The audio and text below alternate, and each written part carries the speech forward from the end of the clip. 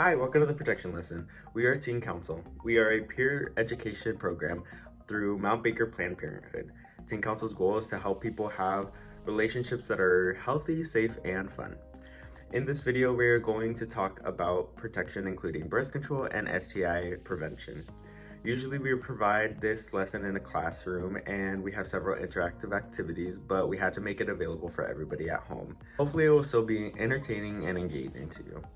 So we want to recognize that some folks may feel like this information isn't relevant to them just because they are not sexually active or they are not participating in sexual activities that necessarily will result in a pregnancy. At the same time, we want to acknowledge that most people, regardless of sexual orientation or gender identity, have sex that puts them at risk for STIs and or pregnancies at some point in their lives. We want everyone to be prepared and safe if that happens. We want to be clear that we're not here to tell you what to do because everybody is capable of making their own choices and decisions. We want to just make sure that you have all of the information necessary so that you make the best decision for yourself. Hi, I'm Lauren. I use she, her pronouns. I'm a senior at Mount Vernon High School and I'm also a full-time Running Start student at Skagit. I am Aerith. I am also a full-time Running Start student at Skagit and a senior at Mount Vernon High School, and I use he, him pronouns. I'm Sophia. I use she, her pronouns, and I'm part of the Whatcom Teen Council branch. I go to Whatcom High School, and I'm a junior there.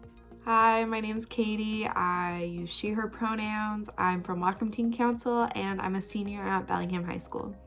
But the reason I joined Teen Council was because I had lots of friends in Teen Council, and I really liked what they stood for and all the really fun activities that they were doing outside of school. I joined Teen Council mostly because my friend Megan told me about Teen Council, and she knew that I was trying to go into more of the medical field and she thought that it would be helpful, and she was absolutely right, and it was one of the best decisions because I love Teen Council now. So every week we have a meeting. We cover reproductive health, social justice, and we practice classroom presentations. We get a little check-in time in the beginning just to get everything off our shoulders, and we get food, and it's a really fun time to just be with everyone. All right, so what we teach is peer-led sex education, which is sex education that comes from us. We teach about consent, protection, gender identity, dating in the digital age, and keeping it real with your patients. Dating in the digital age is mostly for people in middle school, and all of the other ones are for high schoolers. We have individual peer education, which is one-on-one confidential conversations with Teen Council members about sexual health. Just meaning that you guys can come up to us whenever, ask us any questions. You can text us, like use social media, see us in the hallways after class or stuff, and we'll try our hardest to give out some advice. Yes, and all Teen Council members also always have condoms with them if you ever need them. We also have this thing called Teen Lobby Day, which is part of Teen Council. It's a really big part of it, and we go down to the Capitol and we lobby for bills that we want passed in our state, and we talk to legislators that represent our districts depending on where we live, and we lobby outside the Capitol for what we want to see change, and it's a really fun time, and we spend the night there and we have a lot of fun all together. So we have some group agreements for this entire presentation for you guys. So if you could please get comfy, find a space where you're comfortable. Also, remain engaged. It helps to remove any distractions from your environment, so you could put your phone in another room or simply put it on Do Not Disturb. Also, send us your questions. If at any point you have a question during our lesson, you can either submit it anonymously through the link that we've provided with your teacher, or you can send it through our Instagram, which is at Whatcom_TC or at Skagit_TC. So when talking about sex, some people might find themselves comfortable with it and some people might not, and either or is totally okay. And sometimes we're more comfortable talking about sex with certain people. For example, you might be more comfortable talking with your peers about it or rather than with a parent or guardian. And some people might think that their education that we receive about sex from the school teachers teaches us everything that we need to know, and others might believe that there's still much more to learn. Okay, so why is learning about sex ed important? So most people have sex at some point in their life, and for most people, sex is an enjoyable part of their life.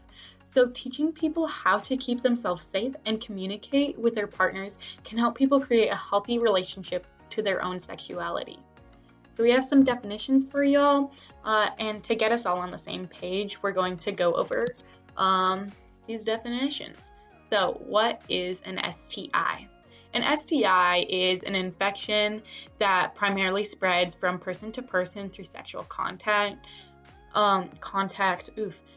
You may also hear these referred to as STDs or sexually transmitted diseases, and both terms are correct.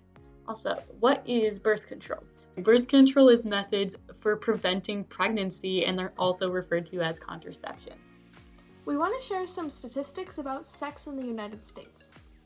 52% of high school students are not sexually active, but 90% of people by the age of 24 will be having sex. 1 in 2 sexually active young people will get an STI by the age of 25.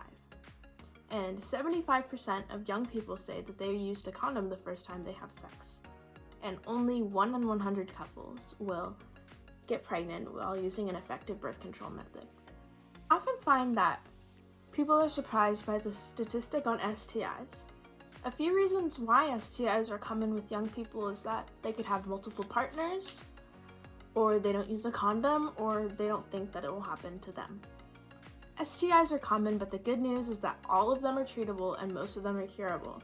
That's why getting tested if you're sexually active is so important, because the most common symptom of an STI is no symptom at all. Testing is usually free or low cost and is most of the time just a urine sample or a self-swab. A couple important things to remember are that more than half of people in high school are not sexually active, but 90% of people are by the age of 24. Sex is a part of life that can come with some risks, and thinking about how to be prepared and safe is something that we need to do, even if we're not having sex at this time.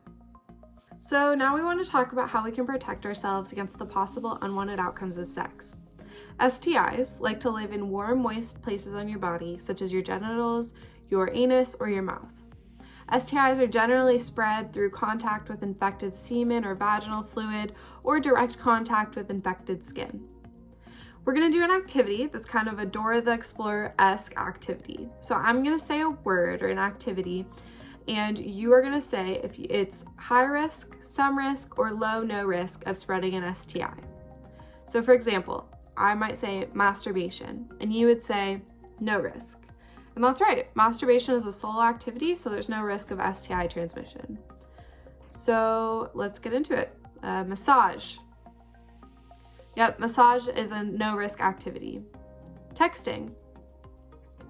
Texting is a no risk activity. Touching a partner's genitals with your clothes off. That is a some risk activity. There's some risk for STI transmission. Anal sex. Anal sex is a high risk activity. There's a high risk of spreading an STI. Kissing. Kissing is a no risk activity or low no risk activity. Oral sex. Oral sex is a some risk activity. Cuddling. Cuddling is a no risk or some low risk activity. Touching a partner's genitals with your clothes on.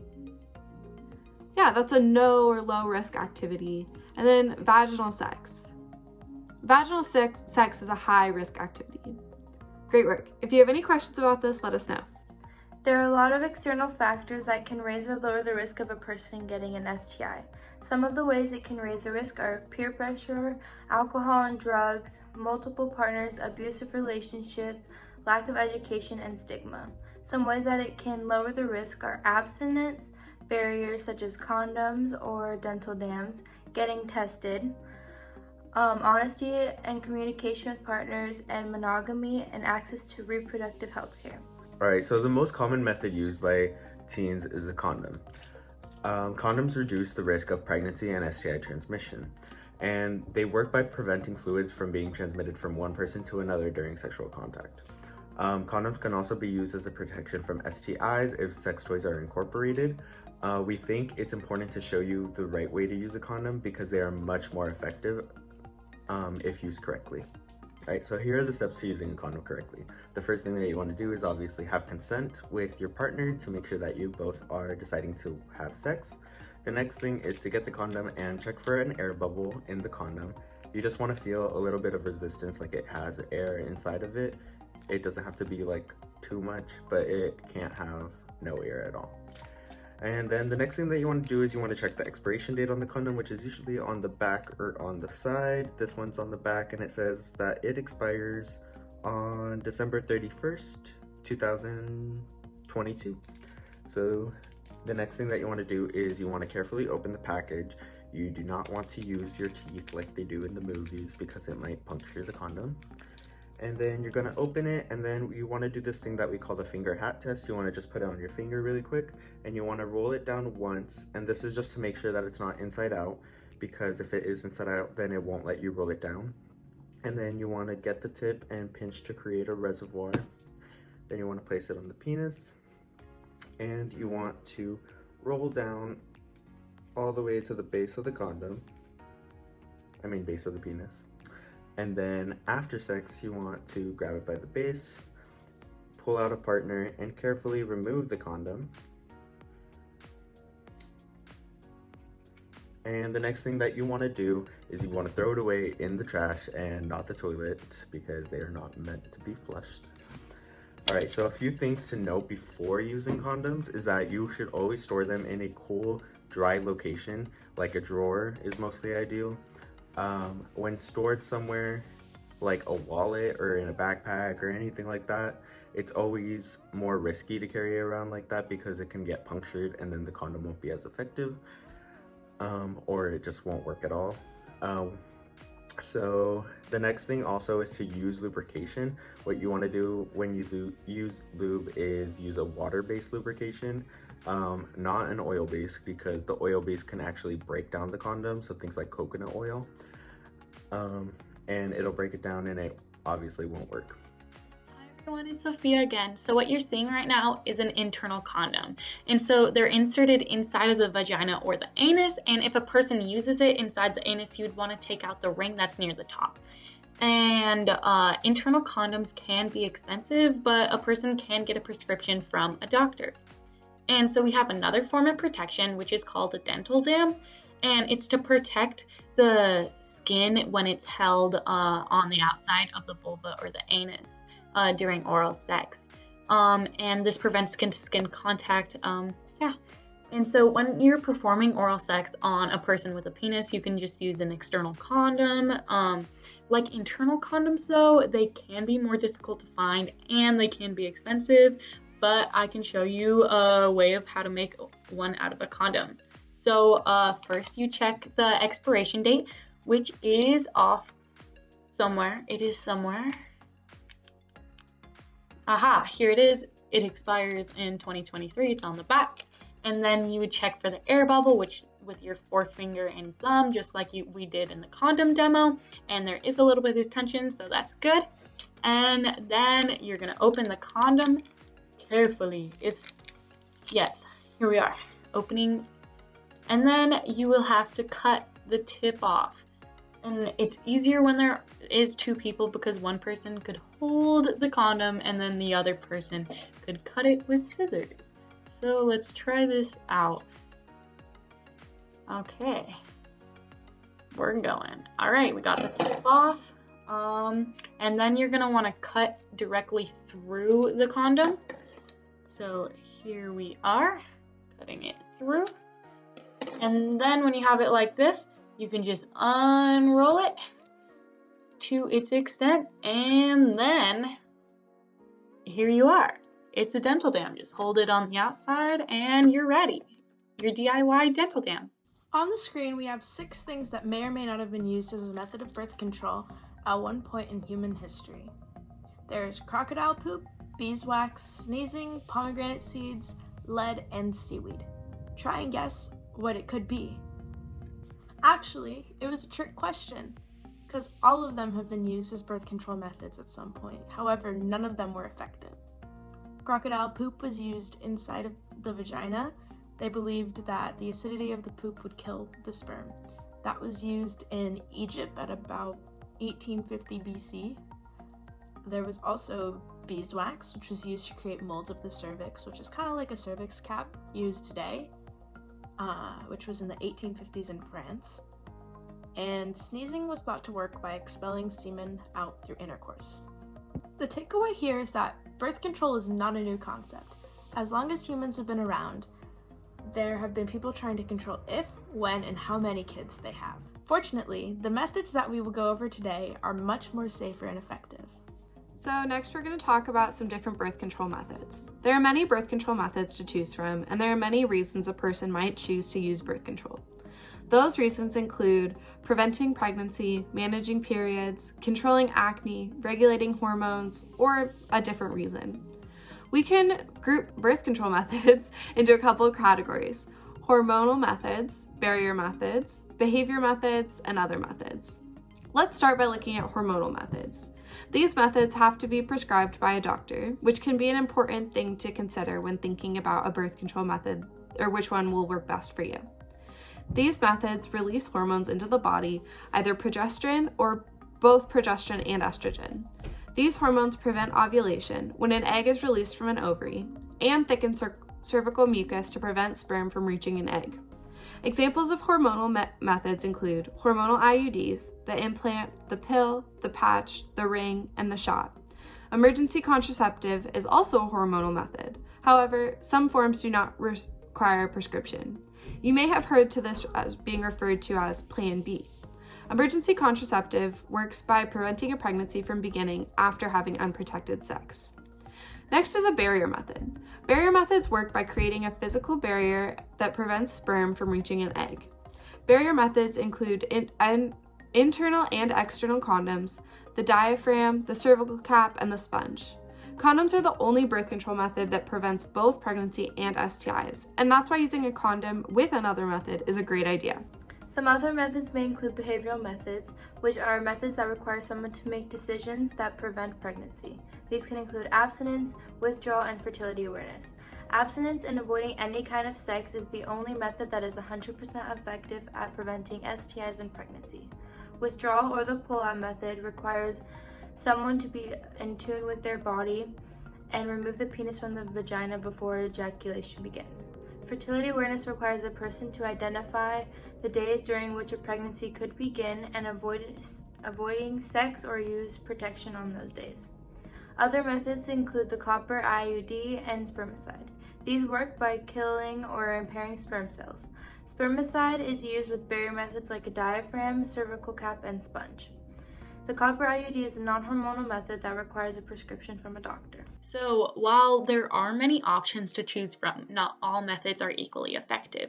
So when you're looking at the scale, you might notice that all of the methods that are over 90% effective require a prescription from a doctor. Condoms are over 90% effective when used correctly, but less than 90% effective when used incorrectly. So that's why we demonstrated the steps earlier. So any method is better than no method at all. Not using any method is only 15% effective, meaning on average 85% of couples having penis and vagina sex will experience a pregnancy within the first year of not using any type of birth control. So you might be wondering which birth control method is the right one for me. So the best birth control method is one the person will use consistently and correctly. So what works for one person might not work for someone else. If you choose to use birth control, you get to decide what method is right for you. You do uterus. So if you have any questions about these methods, go to plannedparenthood.org/learn/birth-control. So, or you could drop a question in our anonymous questions box, and you can also send us a direct message with our teen council. Talking about STIs, sex, and pregnancy with your partner may seem a little daunting at times, but practicing what you can say makes the conversation a whole lot more easy. We're going to put a scenario on the board and we would like you to pause the video and write down the answer of what you might say. The first scenario is talking to your partner about abstinence. You and your partner have been dating for a while and care about each other a lot. However, you feel like you aren't ready to have sex yet. How would you start this conversation? One way that you could start this conversation is by saying, "Hey, I hope we could talk for just a minute. I just wanted to let you know that I care about you a lot and I like how things have been going, but I don't think I'm ready to have sex yet. Right, talking to a partner about getting tested. You and your partner have been sexually active. You want to make sure that you're both healthy and think it would be a good idea to get an STI test together. How would you start the conversation? Hey, I've been thinking it might be a good idea for us to get STI tested together. I read that STIs often don't show any symptoms, and I just wanted to be cautious and make sure we're both healthy. I haven't been tested recently, and I think it would really put my mind at ease. Would you want to go get tested with me after we get pizza on Saturday? So now we're going to talk a little bit about where people can go to get birth control, condoms, and STI testing. So at Planned Parenthood, some of the services that we have, during COVID-19, Mount Baker Planned Parenthood is still providing essential services at our health centers. We are also offering telehealth visits, which are virtual appointments with a provider. And we are also offering parking lot prescription pickup. So additionally, patients can download our Planned Parenthood Direct app, which provides services for urinary tract infections and birth control prescriptions. And you can call to make an appointment. So condoms are free at Planned Parenthood, and most STI testing and birth control services at Planned Parenthood are free or low cost to young people. And in Washington State, it is the law that regardless of age, you can get confidential sexual health care without your parents' consent when needed. And if you are at least 14 years old, you can receive testing and treatment for STIs. We always encourage young people to talk to their parents about their health, but we know not everyone is in a supportive environment to do so, which is why Planned Parenthood offers these services to young people confidentially. And if you have any questions, you can always call the local Planned Parenthood with your questions, or you can make an appointment.